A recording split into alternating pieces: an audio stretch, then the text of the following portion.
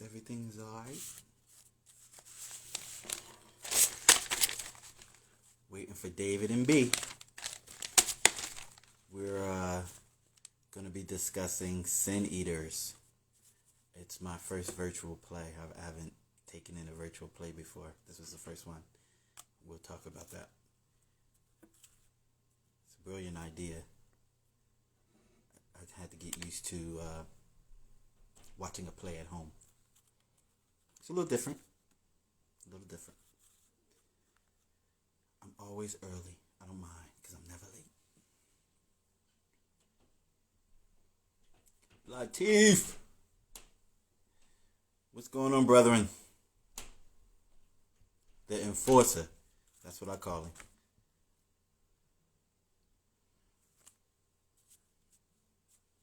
I forgot to follow back up with you to find out if you found out where you were going. But you and I, we'll do one of these anyway. I'll talk to you. I'll talk to you soon about doing this. You and I.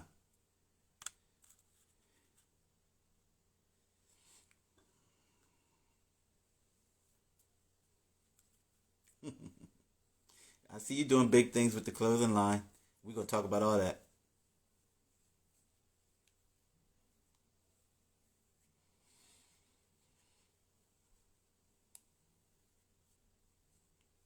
I need to actually look over your catalog again and find out what it is that I need and I won't. Well, keep trying, brother. It's looking good. Keep trying.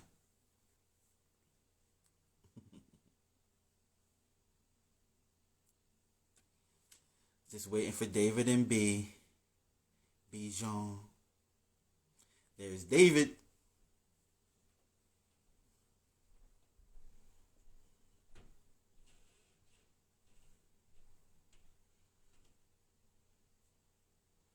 Do do do do do do.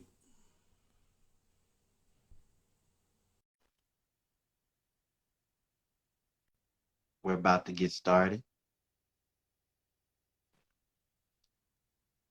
There they are. Hello. Hey, What's can you up? see us both? Yeah. Hi, Chike. What's up, B? Hold on. How are you? I'm doing great. Good. Y'all look good. Thank you. Thanks, brother. How's your day today? Well, Busy. yeah, we both were. I mean, I feel like, it's just one project into the next for both of us. So it's just, I feel like we haven't stopped to catch a breath, Yeah. which is a good thing. It's, Yeah. I, I'm grateful. I'm feeling so grateful in the time of COVID to have meaningful work, to have artistic work. But there, today at one point, I just looked at David and I was like, I'm so tired. I was like, and my eyes were crossing. She actually took a little nap before this. Okay. It's a good refresh for me. I appreciate that. So let's start with B. Introduce yourself to my people. Introduce yourself. Who is B? Hi, friends. My name is BiJean Ngo, but everyone calls me B. And I'm a Philly actress and director.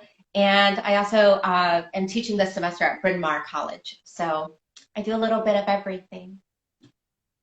And I'm David's partner. And Mr. David, introduce yourself.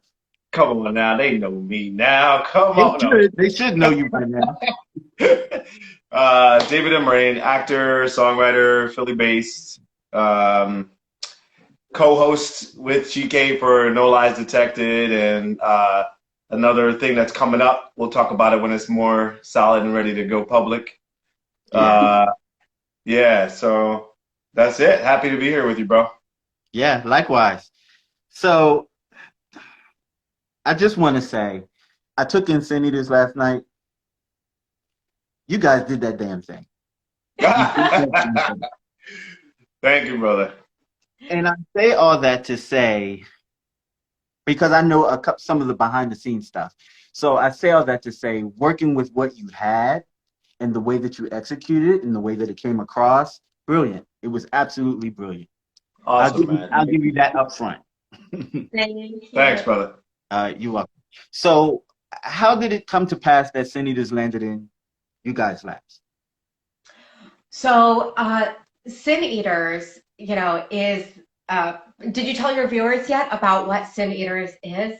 Nope. Or Okay, Nope. so David and I are both actors who haven't been able to do a play together because usually David does commercial films and I do plays on stage. And I had done two plays for a local theater company called Theater Exile. Right. So a few months back, the artistic director, Deb Block, she called David and I. She said, "I have a script that I'd love for you both to read. And if you like it, we'd love to see if we can do it in the pandemic with you as a quarantine couple." And so she sent us Sin Eaters. And Sin Eaters is written by a half Asian playwright named Anna Mensch.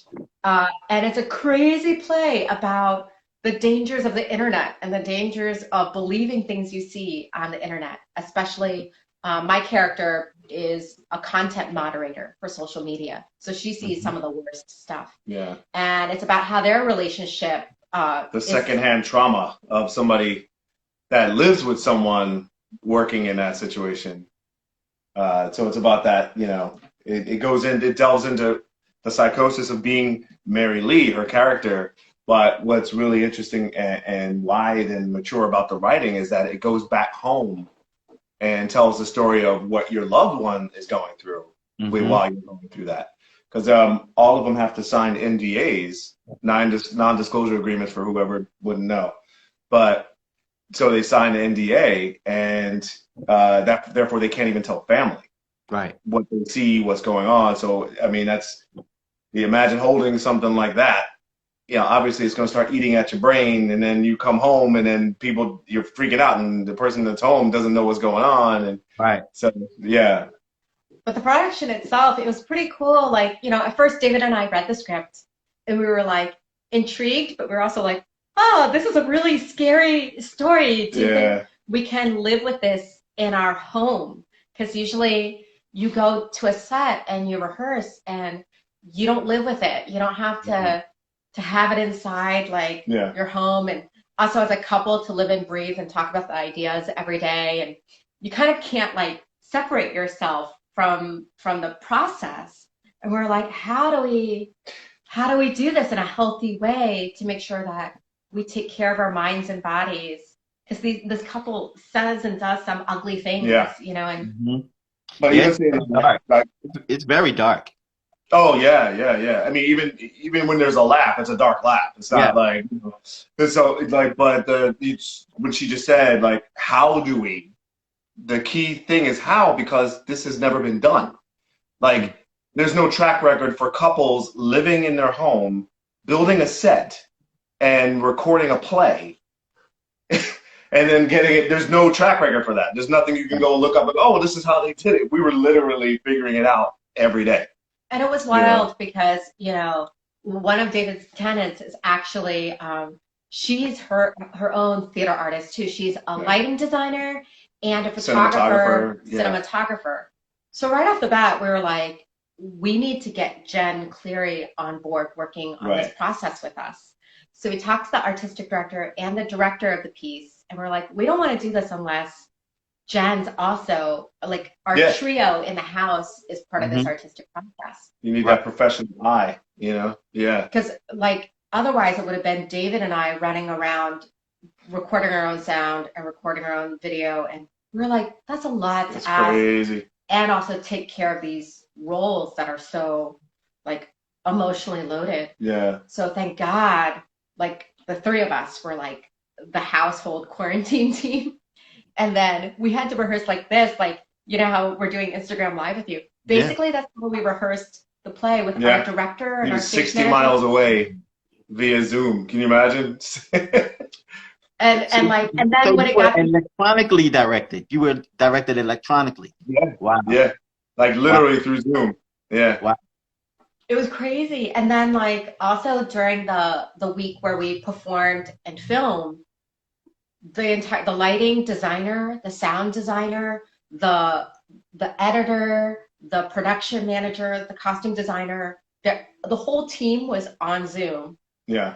And then it was me, David, and Jen in our basement. Wow. It was nuts. Yeah, it's wild. It And it was was like that thing of like you would do a scene and then you'd hear someone would chime in like, and you don't know, it could be sound, it could be lights, it could be, design, but they would chime in and go, hey, we got to do that again because this particular thing wasn't there, and we could tell from the screen that the light was out here, and da-da-da, and we'd have to stop and start everything over again, reset props. Meanwhile, they're just looking through monitors at us. It's pretty wild. Yeah. It was almost like acting in a petri dish and having scientists on the outside be like, yeah, this one. right. Like, it was crazy. That's an excellent way to describe that. And in the play itself, would you define it as being a thriller? It's like a psychological thriller, isn't it? Yeah, I mean, totally. Early on, we kind of talked with the director about how it felt like a Hitchcock or like Twilight Zone or Black Mirror. Like, it has that kind of like something's wrong and you can't really figure out what it is, and it keeps moving towards like a direction of disaster is coming. And that, like, there's constant trauma, right, in the story that you see, but a lot of it unfolds over something as simple as a dinner table, and that's the part that's just crazy. Because like a lot of times, if it was a movie, then there would be this whole fantastical scene where she's going down the rabbit hole and but the fact that you come back and you're sitting at a dinner table eating pesto pasta and like as just talking, it's like holy shit, like that's what makes it relatable and wild, I think, for the audience. That's where I think they get pulled in. Yeah, I just screened a film on Netflix called Malcolm and Marie, which likened me to Who's Afraid of Virginia Woolf. Yeah. Guys embodied a little bit of that. I got a little bit of that from this production. Husband and wife or couple confined, forcing to deal with their issues, and the spilling of the truth or what they think is the truth. Brilliance. Yeah. That's so funny, Chike, because I feel like you're the fourth or fifth person who has mentioned Who's Afraid of Virginia Woolf. Yeah. And that someday that's like a project that we should. I've always been in love with that story. Oh man, I'm buying my ticket now. Like, I'm buying it now. You guys should definitely do that. I would love to see that. Yeah. What kind of responses are you getting back? I know that you heard from the New York Times and you heard from the Inquirer. Tell me about it. What's going on? Yeah, I mean, the buzz is, it's exciting. With Philadelphia Inquirer, that quote that he says, it's the next must-see virtual event. That's big, to hear that. But so far, it's been nothing but positivity, and like, I don't think we've had anything negative. Yeah, I think it's awesome. And of course, like, from the inside, I have to say, I was nervous because it's neither a play nor a film. Yeah. We were like, how do we make it feel like a live play as much as possible? Right. We're definitely not going to make a movie. We want it to still honor the play. So we're not going to, like, everyone on the team was like, okay, even with all these shots, it's going to be continuous. It's going to be as much of a stage play as possible. Yeah. So there's a little bit of like, I had a little bit of anxiety about like, are people going to get what we're doing? Like, and we had seen a lot of fails. We thought were fails, not to mention anything in particular, but just like looking at some of the early pandemic theater stuff was that they tried to do on Zoom. I wouldn't say fails. I would just say like that they, like at the top, not everyone understood what you could do with theater digitally, right? Like it was not everyone, because we were all learning how to be artistic through Zoom, and not everyone in theater easily moves back and forth between stage and screen. And we lucked out that we know how to work on camera and that we have someone who actively makes movies upstairs. And we also had a director that was deeply invested in like filmmaking and doing the research. So that was like to our advantage. But I think it's. There have been some theater fails. I mean, that happens. And failing is not a bad thing. Failing is a step. You know what I mean? But It is. you know, what's But that? I think one of the things, well, a few of the things to your benefit, the fact that you are a couple, and you're able to work in the same space, so it didn't have to be zoomed out. I think the more spreading of characters that you do, it takes away from the storyline. And um, the part in the beginning where the representative from Theater Exile comes on and speaks, it reminded me and it gave me the feeling of going to a playhouse to watch one of the small plays in your local community. And I appreciated that simply because of that. It made me feel like I was at the theater. So I appreciate Yeah, it. Awesome. that's cool. Awesome. Yeah. Yeah. And there's an intimacy that comes with a stage play that Yes. doesn't happen necessarily with film. So I think that was also what was successful about this. Like when we got to watch it opening night, one of the things I liked in viewing it was like, oh, there are elements that still felt it felt live, Theatery. Yeah. you know? And I You think say theater? that yeah. Theatery. Yeah, Theater. it definitely did. So what were rehearsals like? Well, the first week was mostly Table what do you work. call table work. So Okay. we were basically just going scene by scene and figuring out what they all meant, like what was the purpose of each scene. So then after that, we actually, the second week, we were on our feet already because there was like a semi, Second week we had the set. yeah, basically semi done. set. Like the set was almost complete. But so the first week, the first few days, we analyzed the play Yeah. with each other, with the team. It was like, you know, what does this character mean when they say this? Yeah. How do I feel about Derek by the third scene? You know, establishing like what's the timeline of this story? How many months have passed? How many days have passed? Hmm. So we could form like a trajectory. Yeah.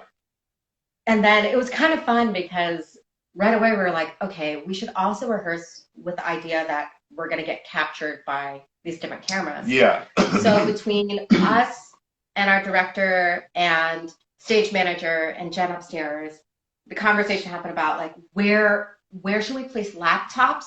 And we joined Zoom on multiple laptops and my iPhone, so the director could start getting a sense of Where in the room we where in the were. room he could get stuff. And you might find it interesting also too that first week before we were downstairs, we were in our great room on Our living room, basically. Yeah. and like we set up the room the same way the cameras would be once we were recording. So even in that, and then we set the laptop in a general place where the director could see the whole face. So as we're moving around, he's picturing and he said, okay, right, they're going to be over here at that point, and we're going to be over here. So it was actually pretty clever. But Like from the very beginning, you know, we had to be very like resourceful and inventive. it felt like early days of film school. You know, like how are we gonna do this? How much equipment do we have? We're gonna get it done. How many Zoom interfaces can we have going at the same time? So it was pretty. And then there'd be days where we're like, oh my god, my phone battery's running out. We're halfway through rehearsal. Quick, grab the plug. And just like it was, that part was like, it just felt like guerrilla filmmaking in the way that I love, because no one knows what they're doing and everyone's just like trying something. I love that about art. I tend to gravitate toward that type, guerrilla, raw, gritty. I love that. Yeah. Who did the off-camera voices? I did all the voices outside of. I did all the voices. Could you tell, Chike? Could you tell? I think one of them I really could tell, but the others I couldn't. I was like, well, who did they hire to do the off the? Awesome. That was brilliant. That was a trip to figure out, because the idea is that some of this stuff, even though some of it's really happening, like it's Reese and Michael, but then the times when it's her imagining me in these bodies, then it's like, okay, how do you work out the voice there? You know what I mean? Because you don't want to go full on that character, right? Because then the audience is going to get confused. Like, oh, wait a minute, are they really different people? And it's not there, So then you don't want to go too far Derek either, because you want to make her look, you want her to trip her out. You want her to be confused. Yeah. So it was like a dance, you know what I mean? Figuring out vocally, you know. I think the first time that you do that when you pop on the scene was when she's in the office and she's talking to Gary. And Yeah. it creeped the hell out of me when you popped on the scene. And I designed it that way and it worked. I was like, what the hell? Why? Good. Oh yes. That's funny because somebody else said their heart dropped when they saw me pop in as Gary. Somebody was like, my heart dropped. I was just like, and that whole, it was perfect. It was perfect for it. Awesome. That's awesome. cool. Yeah. Oh, I love that the surprise worked. Yeah. Because yeah. even in reading it, when that happens in the script, you're like, wait, what? Yeah, And then you're like, oh no, like Mary is, she's lost it. She thinks everyone is Derek. And then you're like, okay, now I get it. yeah. So that's fun that the surprise like totally worked. Yeah. Awesome. Yeah. And the theme of this play kind of ties into what's going on now with social media and how people are believing in everything that they're absorbing and they're acting out in their own real life with nonsense they're getting over the internet. Do either of you want to say anything to that? Yeah, I mean, we talked about it at rehearsal, how like, I mean, we look at the testimony from people who like raided the Capitol during the insurrection, and how they just fell into like a QAnon rabbit hole. And it would start with like an innocent search for like baby wipes or, you know. Or the title, Protect the Children. Oh yeah, so they click on something. You know, who doesn't believe in that? So you're just like, oh, protect the children. And you go look, and before you know it, 2 hours later, you're like, I have to kill my husband. You know, it's like, yeah, nutty stuff. Yeah. Hey, Justin, I think Justin's on. Yeah. I know. Yeah, sorry about that. Just want to say hi. Yeah, and you know, we were doing research about content moderators, and there was this article that talked about how, you know, can you imagine 8 hours a day, just you're sitting in a cubicle and you're clicking through the footage that you have to delete from the internet. So if normal people aren't seeing this, and there's already horrible stuff that exists on the normal internet, I can't even imagine what we don't messed up stuff. Yeah. And so these content moderators, they tend to work for very low wages. It usually isn't directly in like the Facebook or Instagram offices. Usually it's, you know, like a factory or something. Yeah, like it's off, like an outsourced company in another state, like Arizona or whatever.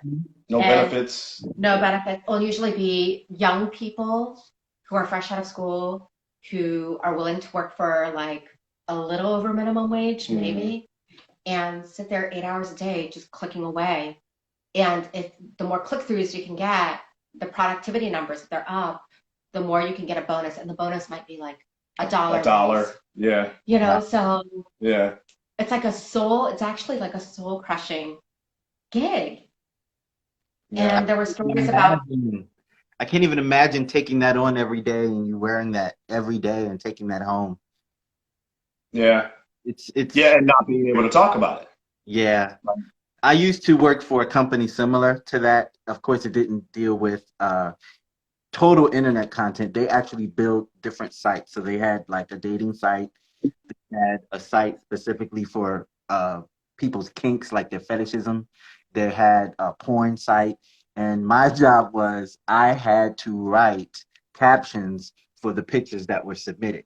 And in the beginning, I will tell you, I had no idea what I was doing. And my boss was like, describe what you see. And I'm like, okay, busty ladies. He was like, no, you can be more colorful than that. Get more colorful than that. I need you to go off.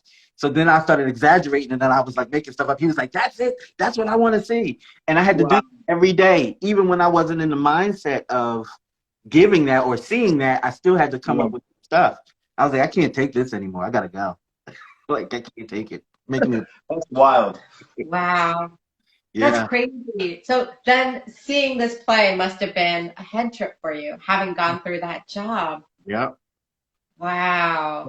And I could totally relate. Like, after a while, it tends to take a toll on you.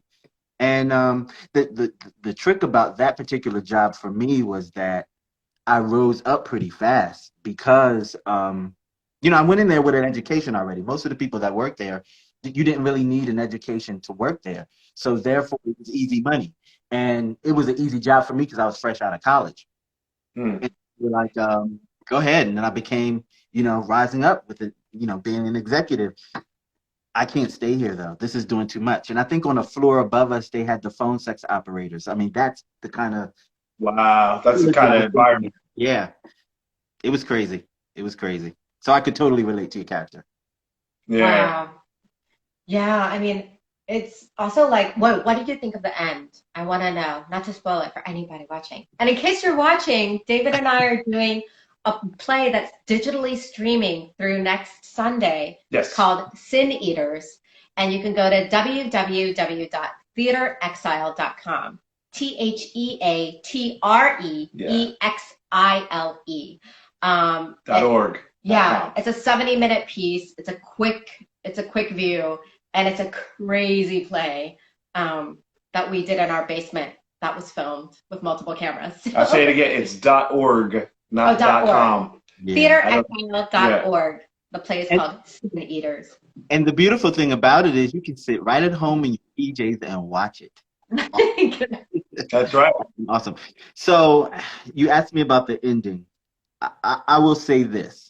For me, because I review films, that's what I do. And this kind of read to me like a film. I kind of knew where it was going. I don't want to say predictable. I don't want to say it was predictable, but I do some writing and I do a bit of storytelling, so I could kind of see where it was going. And it was beautiful. Everything from beginning to the end was beautiful for me.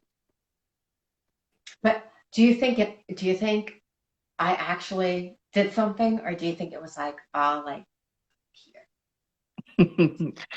I don't want to put any thoughts in anyone's head. Yeah,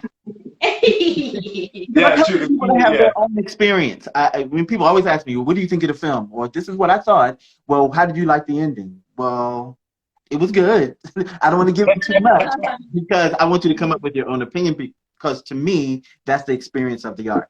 That's what it's there for, to take you on your own journey. So I don't want to put any thoughts in people's heads. We can talk personally. I'll tell you personally what I thought. Fair. It's a must see, and you guys deserve all the praise and credit for coming up with something so unique. And it's only, I don't want to say it's only, but I like how we're in this pandemic and artists are getting so creative during this time period to still get art out to people. I love that, and I applaud you two for that. And also Theater Exile for allowing this portal to happen. We need more of this stuff. Yeah. I mean, luckily, right away, as soon as we opened, actually the same day we opened, I stepped into a workshop for a new play that's we're going to be live every night throughout the month of May with 1812 Productions. But we started writing the show this week. So it's exciting. Yeah, Philly theaters, we were talking about that at a talk back, that the tenacity of Philadelphia theater through the pandemic is very impressive. It's like you would expect New York to do something like this, and it's not. Philly is surpassing New York even right now as far as like the kind of productions and the amount of productions that's going on. So it's very impressive. We're just like, COVID or not, we're making theater. Yeah. We're gonna make something to keep ourselves engaged and to like keep audiences engaged. Yeah. Because I don't know about you, I love Netflix, I love TV, but also I miss theater. I miss like the quality of our show, even though it was taped, is still live in a lot of ways. Right. Like the timeline of it has to, the feel of it, and I feel like I don't know, I love that kind of work. So yeah, it's exciting. I guess the pandemic has brought us together as professionals because we had never worked together until the pandemic, and this is our third gig together, which is wild, Yeah, so, we had a concert in our house. We had in the first couple months of the pandemic, there was a musical theater company, 11th Hour, that reached out and said, "You're a couple who sings. Do you want to do a quarantine cabaret night?" And we're like, all right, whatever. And And then David got to showcase his amazing singer-songwriting abilities, and his secret, not so secret, musical theater background. Right. And I got to sing all the Disney stuff I wanted to sing. And then I Disney up and down. Poor David. All the princesses. He didn't know that when he got together with me, he'd be inundated with like Disney princesses. Like every time it's like, what do you want to watch? I'm like, can we watch Disney Plus? I have to watch Coco. She actually turned me on to a lot of like Disney cartoons that are pretty good. Yeah. One of the things also too that I think that the smaller theaters are successful with this venture is because, and let's keep it real, your average small playhouse, they're not really bringing in a lot of money. A lot of those artists are starving artists, and you put that against Broadway. Broadway is used to the big bucks. Right. So now, in this particular situation where the money's not flowing the way that it had been, you see your smaller theaters know how to thrive because they're so used to operating with smaller budgets. Broadway does not know what to do because their budgets are always big and huge, and they can't sustain that. Yeah, they can't That's fit so that. true. They can't fit that into the scenario. But Yeah. also, what's interesting too, going further on that, is that so these smaller theaters are able to produce, but with something as simple as an online link, your audience is now as big as a Broadway audience. So you're this small theater. Or bigger. Worldwide. International. Yeah. So, yeah.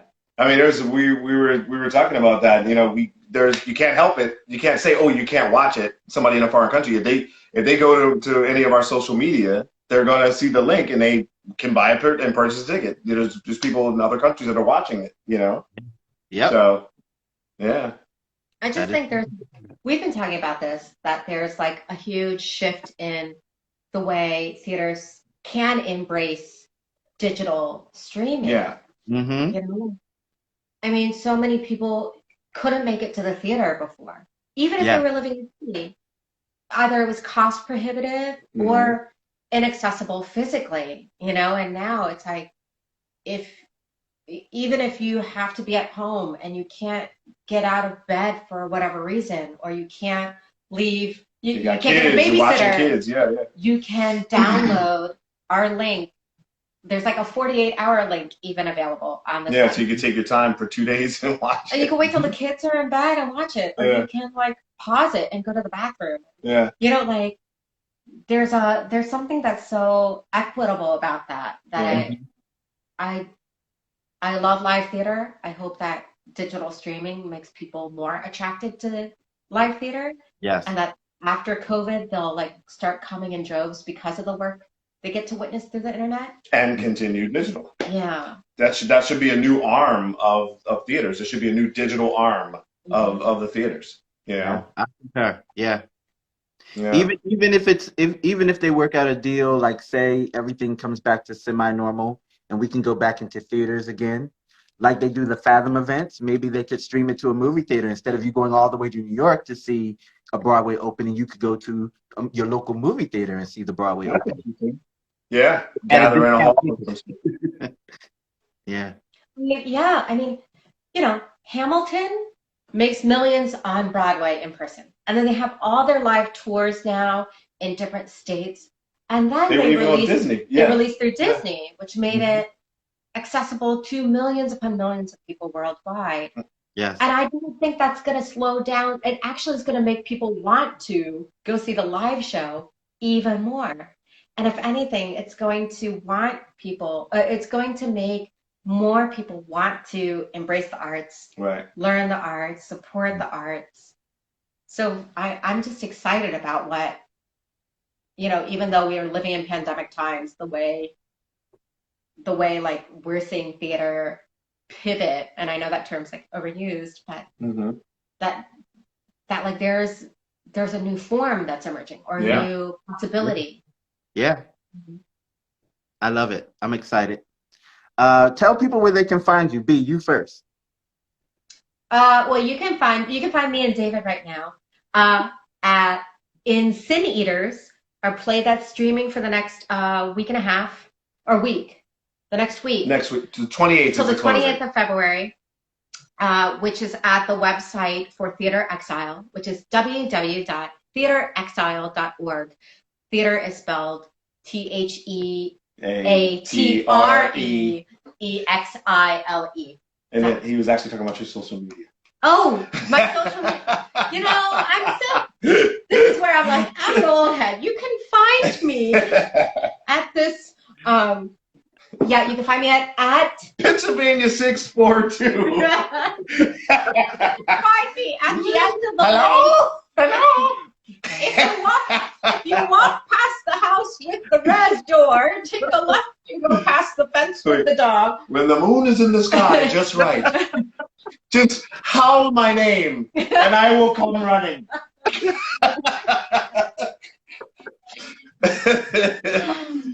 Social media is just my name. So BiJean Ngo. It's BiJeanNgo.